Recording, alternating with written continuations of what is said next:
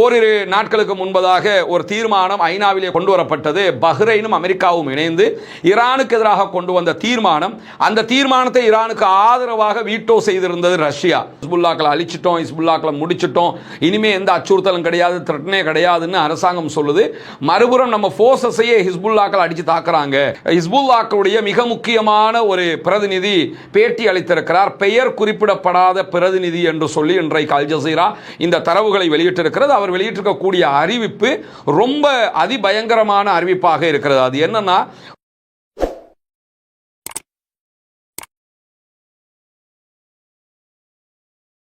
அன்பிற்கினிய சகோதர சகோதரிகளே, நம் அனைவர் மீதும் ஏக இறைவனுடைய அமைதியும் கருணையும் உண்டாகட்டுமாக என்கிற உயரிய பிரார்த்தனைகளோடு பாலஸ்தீன மீதான இஸ்ரேலிய ஆக்கிரமிப்பு இராணுவத்தினுடைய 2 ஆண்டுகால யுத்தம் தற்போது ஒரு யுத்த நிறுத்தமாக மாற்றப்பட்டு இன்றோடு 199வது நாட்களை நாம் தாண்டி கொண்டிருக்கக்கூடிய இந்த சூழல்ல இதுவரைக்கும் மத்திய கிழக்கு ஒரு பதட்டமான காலகட்டமாகவே தன்னுடைய காலத்தை கடத்தி கொண்டிருப்பதை நம்ம பார்க்க முடியும். ஒருபுறம் ஈரான் மீதான 40 நாட்கள் தாக்குதல்களை அமெரிக்க இஸ்ரேலிய ஆக்கிரமிப்பு இராணுவம் நடத்தி அது ஒரு தற்காலிக யுத்த நிறுத்தமாக மாற்றப்பட்டிருக்கக்கூடிய சூழல்ல அது ஒரு நிரந்தர யுத்த நிறுத்தமாக அல்லது அடுத்த கட்டம் என்ன என்கிற கேள்விகள் இல்லாமலேயே காலம் கடந்து கொண்டிருக்கக்கூடிய சூழல் இருக்கிறது. அதற்கு பிறகு லெபனான் மீதான தாக்குதல்களை இடைநிறுத்துவதாக அமெரிக்க அதிபர் டொனால்ட் ட்ரம்ப் அறிவித்திருந்தும் அந்த இடைநிறுத்தல் அறிவிப்பை மீறி இஸ்ரேல் லெபனான் மீது தாக்குதல்களை நடத்தி வருகிறது. பதிலடி தாக்குதல்களை லெபனானுடைய ஹிஸ்புல்லாக்களும் நடத்தி வருகிற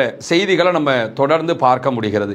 இதற்கு மத்தியில் 2 ஆண்டுகால யுத்தத்திற்கு பிறகு 199 நாட்கள் ஒரு யுத்த நிறுத்தமாக கடந்து கொண்டிருக்கக்கூடிய காசா பெருநிலப்பரப்பிலையும் தொடர்ந்து இஸ்ரேலிய ஆக்கிரமிப்பு இராணுவம் தாக்குதல்களை நடத்தியே வருகிறது.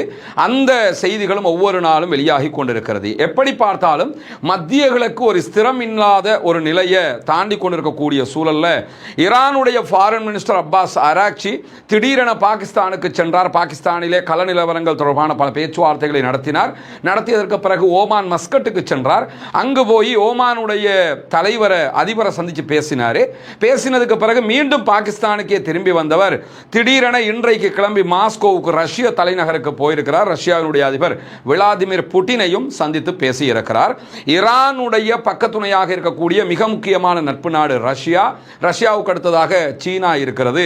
ஈரான் எப்பொழுதும் சீன ரஷ்ய கூட்டாண்மையோடு தான் இருக்கக்கூடிய ஒரு நாடு. அதே நேரத்தில் அமெரிக்க இஸ்ரேலிய அரபு நாடுகள் கூட்டணி என்கிறது தனியாக அடுத்த புறம் இருக்கக்கூடியது நமக்கெல்லாம் தெரியும்.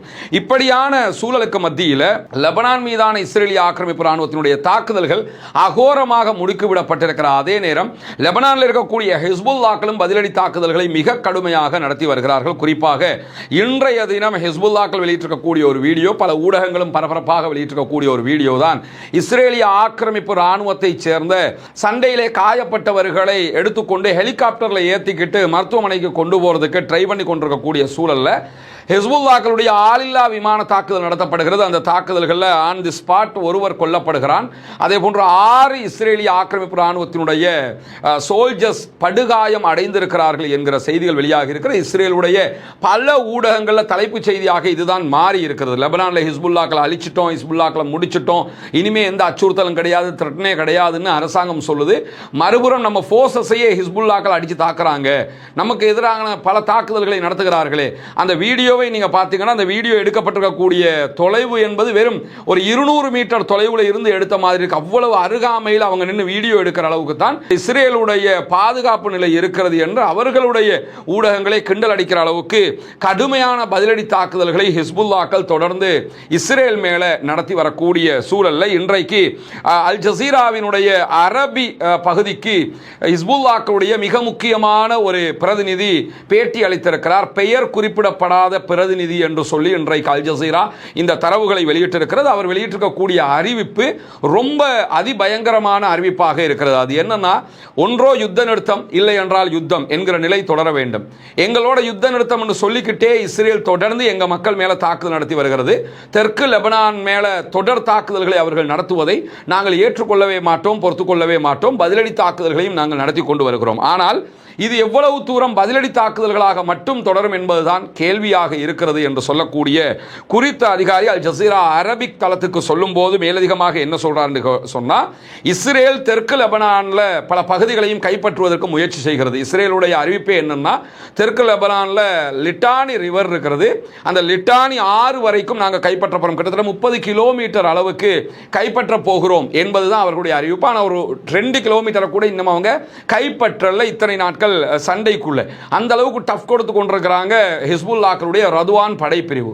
இப்படியான ஒரு சூழல்ல இன்றைக்கு அவர்கள் வெளியிட்டிருக்கக்கூடிய அறிவிப்பில் என்ன சொல்றாங்கன்னா, தங்களுடைய ஹிஸ்புல்லாக்கள் படைப்பிரிவு 1980களுடைய தந்திரங்களுக்கு மீள திரும்புவதற்கான சாத்தியக்கூறுகளை ஏற்படுத்தி இருக்கிறோம். அதற்கான படைப்பிரிவுகளை மிக தெளிவாக தயார்படுத்தி வைத்திருக்கிறோம். முன்கூட்டியே திட்டமிடப்பட்டிருந்த பல திட்டங்களுக்கு இணங்க தாக்குதல்கள் நடத்துவதற்கு ஹிஸ்புல்லாக்களுடைய படைப்பிரிவுகள் தயாராக இருக்கிறது என்கிற அதிர்ச்சிகரமான ஒரு அறிவிப்பை அவர்கள் எடுத்திருக்கிறார்கள். 1980 காலகட்டங்களில் தான் ஹிஸ்புல்லாக்கள் படை தாக்குதல்களை நடத்தி இருந்தார்கள். இப்பொழுது அந்த தாக்குதல்களை அவங்க நிறுத்திட்டாங்க, நடத்துறதே இல்லைன்னு கூட சொல்லலாம். அந்த அளவுக்கு அந்த படைப்பிரிவுகள் அதை நிறுத்தி வைத்திருக்கக்கூடிய சூழல்ல இஸ்ரேல் தொடர்ந்து இதே நிலையை செய்து வந்தால் வடக்கு இஸ்ரேல் பகுதிகளில் நார்த் இஸ்ரேலுக்குள்ளே எங்களுடைய படை தாக்குதல் நடத்தக்கூடியவர்கள் நுழைவார்கள், அங்கு சென்று பல தாக்குதல்களை நடத்துவார்கள் என்கிற ஒரு அறிவிப்பை விடுத்திருக்கிறார்கள். இது ரொம்ப ஒரு பயங்கரமான ஒரு நிலையை தோற்றுவித்துவிடும். என்ன காரணம்னா, நேரடி சண்டையை தாண்டி உள்ள எவன் நுழைகிறாங்கிறதே தெரியாம இருக்கும். அங்க உள்ள நுழைஞ்சிட்டாங்கன்னா எந்த இடத்திலையும் அவர்கள் அதை வெடிக்க செய்ய முடியும்.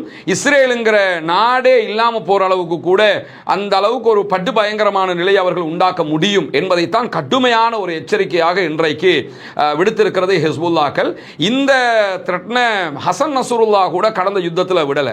இன்னைக்கு இந்த மாதிரி ஒரு அறிவிப்பு வந்திருக்குதுன்னு சொன்னா, அடுத்த கட்ட தாக்குதலுக்கு ஹிஸ்புல்லாக்கள் தெளிவாக தயாராகி இருக்கிறார்கள் என்பது புலப்படுகிறது. இந்த யுத்தத்தில் கடுமையான சேதங்களை சந்தித்து வரக்கூடிய இஸ்ரேலுடைய ராணுவ தரப்பு கடைசியில் நாங்கள் லெபனானை கைப்பற்றுகிறோம் பேர்வழி என்ற பெயரில் ஒரு தாக்குதல்தாரிகளுக்கான வாய்ப்பை கொடுத்து விடுவார்கள் என்கிற ஒரு தாக்கம் தற்போது இஸ்ரேலுக்குள்ள உருவாகி இருக்கிறது. பல ஊடகங்களும் இஸ்ரேல் இதை பேசுறதை நம்ம பார்க்க முடியும். இவ்வளவு மிக கடுமையான ஒரு அறிவிப்பை விடுத்திருக்கிறது ஹிஸ்புல்லாக்களுடைய படைப்பிரிவு என்கிற செய்திகளை அல் ஜசீராவினுடைய அரபு தளம் இன்றைக்கு வெளியிட்டிருப்பதை நம்ம பார்க்க முடிகிறது. அதே நேரத்தில் ஹிஸ்புல்லாக்களுடைய ஜெனரல் செக்ரட்டரி ஹசன் நஸ்ருல்லா அவர்களுக்கு பதிலாக தேர்ந்தெடுக்கப்பட்ட நாயிம் காசிம் அவர்கள் வெளியிட்டிருக்கக்கூடிய அறிவிப்பு இன்றைக்கு வெளியாக இருக்கிறது. அவர் என்ன சொல்றாருன்னா, இந்த யுத்த நிறுத்தம் என்பது பெயரளவுக்குண்டான ஒரு யுத்த நிறுத்தமாக இருக்கிறது. எனவே நாங்கள் யுத்த நிறுத்தத்தை மீறி கொண்டிருக்கக்கூடிய இஸ்ரேல் மேல மிக கடுமையான தாக்குதல்களை நடத்துகிற அதே நேரம் மிக பாரிய அளவு தியாகங்கள் மேற்கொள்ளப்பட்டாலும் எங்கள் குழு சரணடையாது, ஆயுதங்களை கீழே வைக்காது, அடுத்த கட்ட தாக்குதலுக்கு தயாராகி இருக்கிறோம். சரணடைய மாட்டோம்ங்கிறாங்க, ஆயுதங்களை கீழே வைக்க மாட்டோம்ங்கிறாங்க, அடுத்த கட்ட தாக்குதல்களை நிச்சயமாக நடத்துவோம் என்கிற அறிவிப்பை இன்றைக்கு விடுத்திருக்கிற அதே நேரம் சமீபத்திய நாட்களில் ஹிஸ்புல்லாக்களுடைய தாக்குதல் வேகம் மிக கடுமையாக அதிகரித்திருக்கிறது என்கிற தரவுகளையும் நம்ம பார்க்க முடியும். இப்படி ஹிஸ்புல்லாக்களுக்கும் இஸ்ரேலுக்கும் இடையிலான சண்டை உச்சம் தொட்டு கொண்டிருக்கக்கூடிய சூழல்ல எப்படியாவது இஸ்ரேலோட ஒரு யுத்த நிறுத்தத்தை கொண்டு வந்துடணும் என்று சொல்லி லெபனானுடைய அரசாங்கம் அமெரிக்கா தலைமையில் ஒரு பேச்சுவார்த்தையை நடத்துகிறார்கள். அந்த பேச்சுவார்த்தையும் இதுவரைக்கும் முழுமையான ஒரு முடிவை சந்திக்கவில்லை. பேச்சுவார்த்தை நடத்துகிறோம், யுத்த நிறுத்தம் என்று அறிவித்துக் கொண்டுதான் இஸ்ரேல் இந்த அநியாயங்களை செய்கிறது. ஆல்ரெடி காசாவுக்குள்ளேயும் யுத்த நிறுத்தம் என்று ஒப்புக்கொண்டு விட்டுத்தான் தொடர் தாக்குதல்களை நடத்துகிறார்கள். இஸ்ரேல் என்ன அநியாயத்தை செஞ்சாலும் அதை கேட்கறதுக்கு யாரும் இல்லை, அவன் எதையும் செய்யலாம் என்கிற வகையில் தான் அவர்களுடைய நடவடிக்கைகளை மேற்கு நாடுகள் கடந்து போகிறது என்பது நமக்கெல்லாம் தெரியும். இப்படியான ஒரு சூழல் இருக்கக்கூடிய நிலையில் ஐநாவினுடைய பாதுகாப்பு சபையில் ரஷ்யாவினுடைய ராஜதந்திர பாதுகாப்பை எதிர்பார்க்கிறது ஈரான் என்கிற தகவல்கள் இன்றைக்கு வெளியாகி இருக்கிறது. ஈரானுடைய ஃபாரின் மினிஸ்டர் அப்பாஸ் அராக்சி தலைமையிலான குழுவினர் இன்றைக்கு ரஷ்யாவுக்கு போய் சேர்ந்துட்டாங்க. ரஷ்ய அதிபர் விளாடிமிர் புட்டினோடு அவர் சந்தித்து பேச்சுவார்த்தை நடத்தி கொண்டிருக்கிறார். அந்த செய்திகளை எல்லாம் அல் ஜசீரா முழுமையாக வெளியிட்டுக் கொண்டே இருக்கிறது. அந்த சந்திப்பில் விளாடிமிர் புட்டின் அவர்கள் சில செய்திகளை சொல்லியிருக்கிறார். குறிப்பாக நம்முடைய நட்பு எப்போதும் தொடரும், நாம் உங்களோட எப்பயுமே இருப்போம், உங்களுக்கு தேவையானது நாங்கள் பண்ணிக்கிட்டே இருப்போம் என்று சொல்லக்கூடியவர். உங்களுடைய ஆன்மீக தலைவர் ஆயத்துல்லா அலி முஜ்தபா அவர்கள் எனக்கு அனுப்பிய செய்தியும் எனக்கு கிடைத்தது, அதுக்கும் நான் அவருக்கு மகிழ்ச்சியும் நன்றியும் தெரிவித்துக் கொள்கிறேன் என்று சொல்லுங்கள். ஈரான் இந்த கட்டத்தை தாண்டி போகும் என்று நாங்கள் நம்புகிறோம் என்கிற ஒரு செய்தியை சொல்லியிருக்கிறார். ஆனால் இந்த இடத்துல ஒன்றை கவனிச்சுக்கிறேன் என்னன்னு கேட்டா, இந்த ஈரானுக்கும் அமெரிக்காவுக்கும் இடையிலான முருகல்ல அதிகமான லாபமும் யாருக்கு கிடைக்குதுன்னா ரஷ்யாவுக்கு தான் கிடைக்குது. அது ஏன் ரஷ்யாவுக்கு எப்படி கிடைக்குதுன்னு சொல்லி பார்த்தீங்கன்னா, ரஷ்ய அதிபர் புட்டின் அவருடைய உக்ரைன் மீதான தாக்குதல் காரணமாக ரஷ்யாவினுடைய எண்ணெய் ஏற்றுமதிக்கு பலத்த தடைகள் இருந்தது. ஆனால் இப்பொழுது பல நாடுகளும் ரஷ்யாவிலிருந்து எண்ணெய் வாங்க ஆரம்பிச்சிருக்கிறாங்க. காரணம் என்னன்னா, Hormuz மூடப்பட்டிருக்குது. Qatar, Bahrain, Dubai, Saudi Arabia இப்படி பல நாடுகளில் இருந்து நமக்கு எண்ணெய் எடுக்க முடியாது, ஈரான்ல இருந்து எடுக்க முடியாதுங்கிற போது யாத்திலிருந்து எடுக்கலாம்னா ரஷ்யாவிலிருந்து எடுக்கலாம்ங்கிறதுனால ரஷ்யாவினுடைய பிசினஸ் அமோகமாகவே நடந்து வரக்கூடிய சூழல்ல தான் இன்றைக்கு இந்த பேச்சுவார்த்தை நடைபெற்றுக் கொண்டிருக்கிறது. குறிப்பாக 15 ஆண்டுகளுக்கு ஈரானுக்கும் ரஷ்யாவுக்கும் இடையில் பாதுகாப்பு ஒப்பந்தம் நடைமுறையில் இருக்கிறது. அந்த அடிப்படையில் தான் ஈரானுடைய மிக துல்லியமான தாக்குதல் ட்ரோன்களாக இருக்கக்கூடிய ஷஹேத் வகையான ட்ரோன்களாக இருக்கலாம், மற்ற ட்ரோன்கள் எல்லாமே அவங்க ரஷ்யாவுக்கு விற்பனை செய்வது மட்டுமல்லாம அந்த தொழில்நுட்பத்தையே ரஷ்யாவுக்கு கொடுத்திருக்கிறாங்க. அதே மாதிரி ரஷ்யா அவர்களுடைய தொழில்நுட்பங்களை ஈரானோடு பகிர்ந்து கொள்கிறது. பாதுகாப்பு உடன்படிக்கை என்பது உச்சமாக இருக்கக்கூடிய சூழல்ல தான் ரஷ்யா பாதுகாப்பு சபையில் ஒரு அங்கத்தவராக இருக்கிறது. ஐநாவினுடைய செக்யூரிட்டி கவுன்சில் 5 நிரந்தர உறுப்பினர்கள் இருக்கிறார்கள். ரஷ்யா, சீனா, அமெரிக்கா, பிரித்தானியா, அதே போன்று பிரான்ஸ்.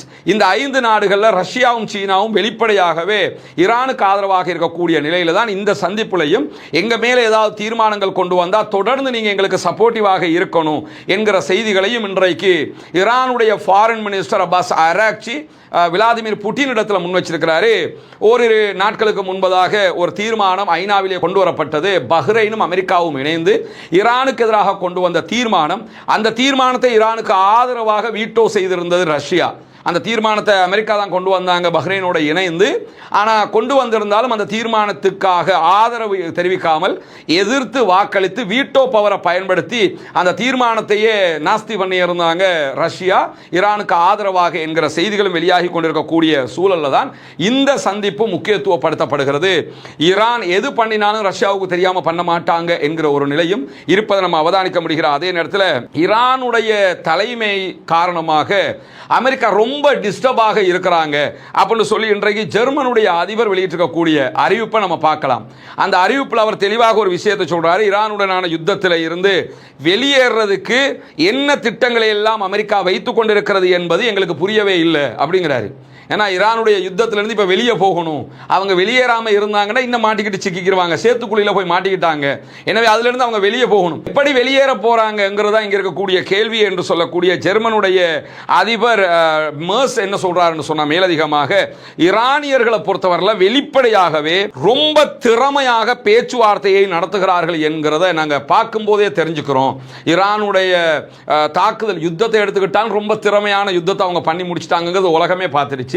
இப்ப ஜெர்மனுடைய அதிபர் சொல்லும் போது என்ன சொல்றாருன்னா, ஈரானியர்கள் வெளிப்படையாகவே ரொம்ப திறமையாக பேச்சுவார்த்தை நடத்துறாங்க, நினைத்ததை விட தெளிவாகவும் வலிமையாகவும் அவருடைய பேச்சுவார்த்தை பாணி அமைந்திருக்கிறது. ஏன்னா ஒரு பேச்சுவார்த்தையை முறிக்கவும் இல்லை முறிக்கவும் வேணும் என்கிற லெவல்ல ஈரானியர்கள் பேச்சுவார்த்தையை தொடர்வதை நீங்க பார்க்க முடியும். இப்ப பேச்சுவார்த்தை நடக்குதான்னா இல்லை, அப்ப முறிஞ்சிருச்சான்னா இல்லை, முறியவும் இல்லை, அப்ப என்ன ஆன்கோயிங்கிறாங்க.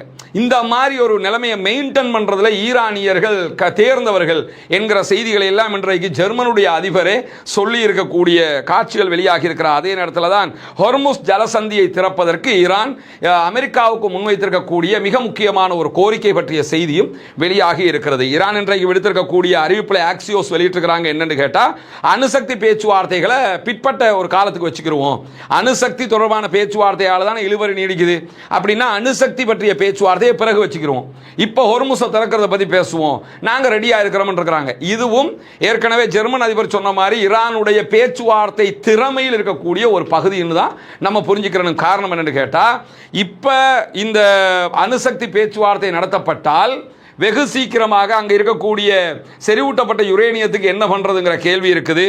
ஆல்ரெடி அவங்க அதற்குரிய தயாரிப்புகள் எல்லாம் பண்ணி வச்சிருக்கிறாங்க, அவங்க நியூக்ளியருடைய வாசலில் நிற்கிறாங்க என்கிற செய்திகள் வெளியாகி கொண்டிருக்கக்கூடிய சூழலில் பேச்சுவார்த்தைகளில் இந்த செறிவூட்டப்பட்ட யுரேனியத்தையோ அல்லது அணுசக்தி தொடர்பான விஷயங்களையோ விட்டு கொடுக்க வேண்டி வரும் என்கிறதுனாலே தான் அதை விட்டு கொடுக்காமல் இப்போ காலத்தை கடத்திக்கிடுவோம், டைமை மிஸ் பண்ணுவோங்கிறதுக்காக என்ன பண்ணுறாங்கன்னு கேட்டால், நம்ம அணுசக்தி பேச்சுவார்த்தையை வேணும்னா அப்புறம் வச்சுக்கலாமா, இப்போ நம்ம முதல்ல ஹொர்முஸை பற்றி பேசுவோமா அப்படின்னு சொல்லி இன்றைக்கு ஒரு அறிவித்தலை அமெரிக்காவுக்கு பாகிஸ்தான் வழியாக ஈரான் அனுப்பி இருக்கிறது என்கிற செய்திகள் வெளியாக இருக்கிற அதே நேரம் ராய்ட்டர் செய்தி நிறுவனம் வெளியிட்டிருக்கக்கூடிய செய்திகளில் ராய்ட்டர் இன்னைக்கு இந்த ஹொர்முஸில் கடந்து போகிற கப்பல் தொடர்பான தரவுகளை வெளியிட்டிருக்கிறது.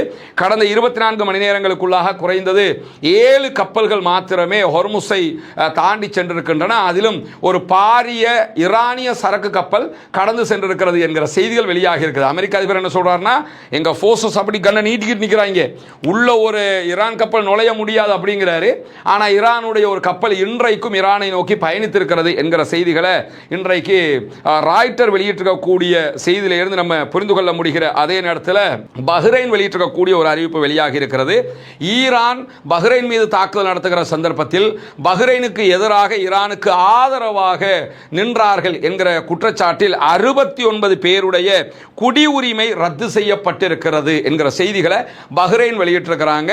பஹ்ரைனில் இருக்கக்கூடியவங்க ஈரானுக்கு ஆதரவாக இருந்தாங்க, அதனால் அவர்களுடைய குடியுரிமையை நாங்கள் ரத்து பண்ணியிருக்கிறோம், இது சம்பந்தப்பட்டவர்களுடைய குடும்பத்தினருக்கும் பொருந்தும் என்கிற அறிவிப்பை இன்றைக்கு பஹ்ரைன் வெளியிட்டிருக்கக்கூடியதை நம்ம பார்க்க முடியும். இலங்கையினுடைய கிழக்கு பகுதிகள் பொத்துவில் செய்து வரக்கூடிய இஸ்லாத்தை ஏற்றுக்கொண்ட சகோதர சகோதரிகளுக்கான வீடு கட்டும் கட்டுமான பணிகளுக்கு தந்து உதவுங்கள் என்று சொல்லி, ஏன்னா ஜக்காத்தை பெறக்கூடிய தகுதி படைத்த 8 கூட்டத்தாரில் இந்த இஸ்லாத்தை ஏற்றுக்கொண்ட சகோதரர்களும் அடங்குகிறார்கள். அவர்கள் ஏழைகள் என்கிற காரணத்தினால அவர்கள் மிஸ்கீன்கள் அதே போன்று ஃபக்கீர்கள் பட்டியலையும் வருவாங்க. மொத்தத்தில் ஜக்காத் பெறக்கூடிய 8 கூட்டத்தில் 3 கூட்டத்தினுடைய நன்மைகள் அவர்களுக்கு கொடுக்கக்கூடிய உதவிகளால் நமக்கு கிடைத்துவிடும் என்கிற செய்திகளை உங்களுக்கு நம்ம தொடர்ந்து சொல்லிக் கொண்டு வந்தோம். அங்குள்ள காட்சிகளையும் நம்ம காட்டியிருந்தோம். ஏற்கனவே 5 வீடுகளை நம்ம கட்டி கையளிச்சிருக்கிறோம். அந்த காட்சிகள் எல்லாம் தொடர்ந்து நீங்கள் பார்த்து வருகிறீர்கள். அதை தாண்டி இன்னும் 9 வீடுகள் கட்ட வேண்டிய தேவை இருக்கிறது. மொத்தம் 14 வீடுகள் என்கிற தகவல்களை உங்களுக்கு நம்ம சொல்லி வந்தோம். அதற்கான உதவிகளை நீங்கள் தொடர்ந்து வழங்கி வருகிறீர்கள். உங்களுடைய ஜக்காத்து தான தர்மங்களை தந்து வருகிறீர்கள். அந்த அடிப்படையில் தற்போது நம்ம 6வது வீட்டை கட்டுகிற பணியை ஆரம்பித்திருக்கிறோம். அதனுடைய காட்சிகளை தான் நீங்க முன்னாடி பார்க்கிறீங்க. நீங்கள் தரக்கூடிய உதவிகளை கொண்டுதான் மக்களுக்கு தேவையான ஏழை எளிய மக்களுக்கு உரிய எல்லா காரியங்களையும் நம்ம பண்ணி வர்றோம். தித்வா புயலுக்கான பணிகளாக இருந்தாலும் சரி, அதற்கு பிறகு வாட்டர் டேங்கை நம்ம ஓபன் பண்ணி கொடுத்ததாக இருந்தாலும் சரி, மற்ற எல்லா பணிகளும் நீங்கள் தரக்கூடிய ஜகாத்து தான தர்மங்களை கொண்டு ஏழைகளுக்கு முறையாக செய்யப்பட்டு வருகிறது என்பது உங்களுக்கு தெரியும். அந்த அடிப்படையில் தான் தற்போது அல்ஹம்துலில்லாஹ் 6வது வீடை கட்டுகிற பணியை நம்ம ஆரம்பிச்சிருக்கிறோம். இந்த பணி தொடர்ந்து நடைபெற்று 14 வீடுகளும் மீதி இருக்கக்கூடிய 9 வீடுகளும் கட்டி முடிக்கப்பட வேண்டும் என்பதுதான் என்னுடைய பிரார்த்தனையும் நிச்சயமாக உங்களுடைய பிரார்த்தனையாகவும் இருக்கும். எனவே இந்த பணியை சிறப்பாக முடிப்பதற்காக தொடர்ந்தும் உங்களுடைய உதவிகளை வாரி வழங்குங்கள் என்கிற கோரிக்கை இந்த இடத்திலே முன்வைத்துக் கொள்கிறேன். தொடர்ந்து இந்த ஈரான் அமெரிக்க இஸ்ரேலிய யுத்தம் என்பது ஒரு பதட்டமான சூழலிலேயே மத்திய கிழக்கை வைத்துக் கொண்டிருக்கிறது.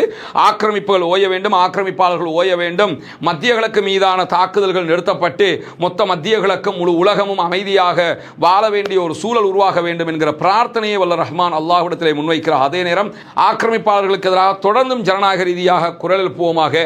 தொடர்ந்து இணைந்திருங்கள் ரஸ்மின் மயசி நியூஸ் மற்றும் ரஸ்மின் டாக்ஸ் ஆகிய 2 சேனல்களோடு உங்களுக்கு தேவையான உண்மையான செய்திகளை கொண்டு வந்து தருவதற்கு நாம் தயாராக இருக்கிறோம்.